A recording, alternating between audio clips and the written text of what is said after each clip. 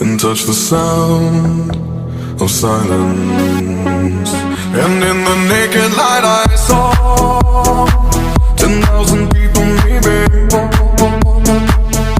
People talking without speaking, people hearing without listening, people writing songs that voices never share, and no one dared disturb the sound of silence.